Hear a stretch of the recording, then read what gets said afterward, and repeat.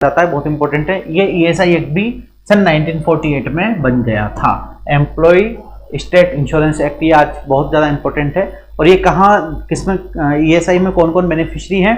Any person जो आपके यहाँ काम कर रहा है, सुपरवाइजर लेवल पे, क्लरिकल लेवल पे, टेक्निकल लेवल पे या एम्प्लॉय मैनुअल कोई भी हो, जो 15,000 से ज़्यादा सैलरी नहीं पाता हो, लेस देन 15,000, 15,000 से कम सैलरी का जो पर्सन होगा वो ईएसआई एक्ट के अंदर उसको आपको रजिस्टर करना है आपकी इंस्टीट्यूशन से। और आपकी इंस्टीट्यूशन क्या है? जो फैक्ट्री एक्ट कहता है कि पावर के साथ में अगर आपके पास 10 से ज़्यादा लोग काम कर रहे हैं और बिना पावर के आपके पास 20 लोग काम कर रहे हैं, तो आप जो है इस रूल को आपको फॉलो करना पड़ेगा। अब क्या क्या होता है ईएसआई एक्ट में? इस एक्ट का ऑब्जेक्टिव क्या है? इस एक्ट का ऑब्जेक्टिव ये है कि एम्प्लॉयज को बेनिफिट दिलाना in case of sickness, in case of maternity, in case of injury, ठीक है, and make provision of certain other matters in relation to employ. तो अदर बेनिफिट्स में जैसे फ्यूनरल बेनिफिट्स वगैरह दूसरे बेनिफिट्स की बात करते हैं, ठीक है। अब एप्लीकेशन ऑफ द एक्ट क्या है? तो सभी फैक्ट्रीज पे लग गया, ठीक है, सभी शॉप्स पे लग गया जिनमें 2 से 10 से ज्यादा लोग एम्प्लॉय होते हो। गवर्नमेंट जो है ऑफिसेज में भी, गवर्नमेंट जो भी जिनको स्पेसिफाई करती है उनको आ गया। इसके अंदर कौन नहीं है ये ज्यादा इंपॉर्टेंट है, तो माइंस इसमें नहीं आती, तो माइनर्स एक्ट लगता है वहां पर, माइंस में माइंस एक्ट लगता है। तो आप देखना कभी भी आपके आस पड़ोस में कोई माइन की कंपनी है, वहां के लोग ईएसआई में रजिस्टर नहीं होते, उनका खुद का अलग अस्पताल चलता है। रेलवे नहीं आता, गवर्नमेंट फैक्ट्री जिसके अंदर नहीं आती, और अदर जो भी गवर्नमेंट ने बता रखा है कि ये चीजें नहीं आएंगी, तो जनरली एग्जाम में आता है माइंस के बारे में पूछा जाता है कि ईएसआई एक्ट में आती है कि नहीं आती, ठीक। बेनिफिट्स क्या है? तो ये 6 तरह के बेनिफिट मिलते हैं। Sickness benefit, maternity benefit, disablement benefit, dependent benefit, medical benefit and funeral expenses. ये 6 तरह के बेनिफिट हम प्रोवाइड करते हैं। सिकनेस बेनिफिट में क्या है कि कोई आदमी बीमार पड़ गया तो वो 91 डेज का कंटिन्यूअस पीरियड जो है उसमें क्या ले सकता है? कैश पेमेंट ले सकता है अपनी संस्था पे जहां पे वो काम कर रहा है, ठीक है।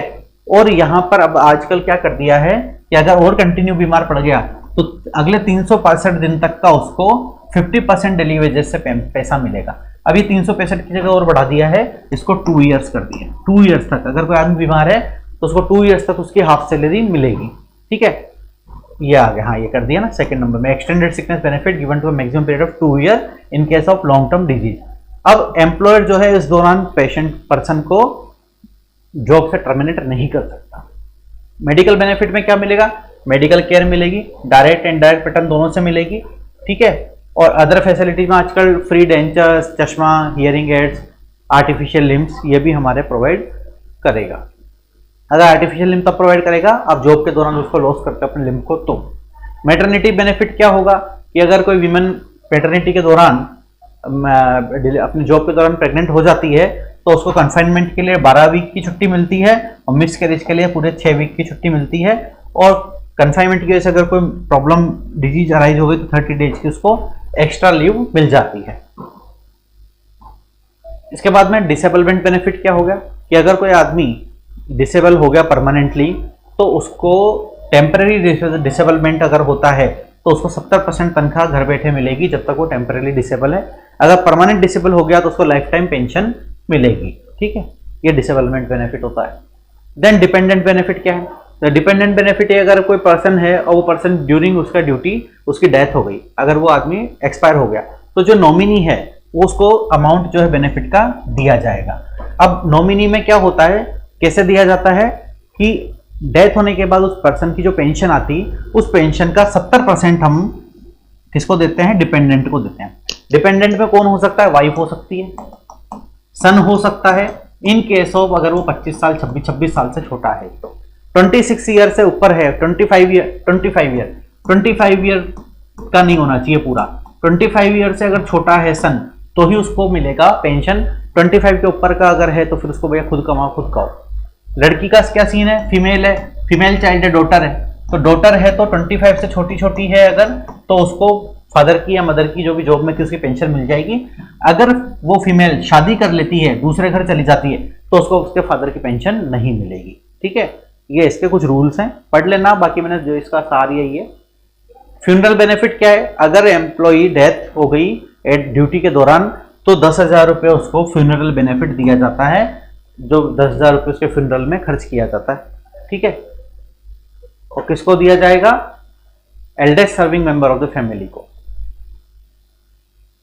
इसके बाद में नेक्स्ट आ जाती है अनएम्प्लॉयमेंट अलाउंस, जो कि राजीव गांधी श्रमिक कल्याण योजना, ये ईएसआई ने स्टार्ट किया था।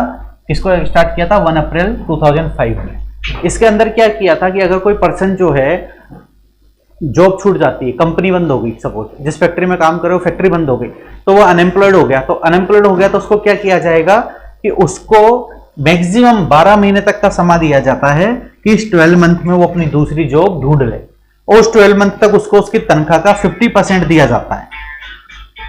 50% of salary is given to the person. अगर किसी का जॉब छूट गया किसी भी रीजन से, मान लो उसकी कंपनी बंद हो गई, ये भी एक रीजन हो सकता है, या रिट्रेसमेंट हो गया, तो अगर वो पर्सन अनएम्प्लॉय हो गया तो उसको क्या मिलेगा? 12 मंथ तक कंपनसेशन मिलेगा 50% ऑफ सैलरी का। उसके बाद 1 साल का समय मिल गया उसको, 1 साल बाद वो जॉब ढूंढ सकता है या अपना कोई दूसरा काम चालू कर सकता है। ठीक है, इस तरीके का ईएसआई कार्ड जो है ईएसआई इश्यू करती है।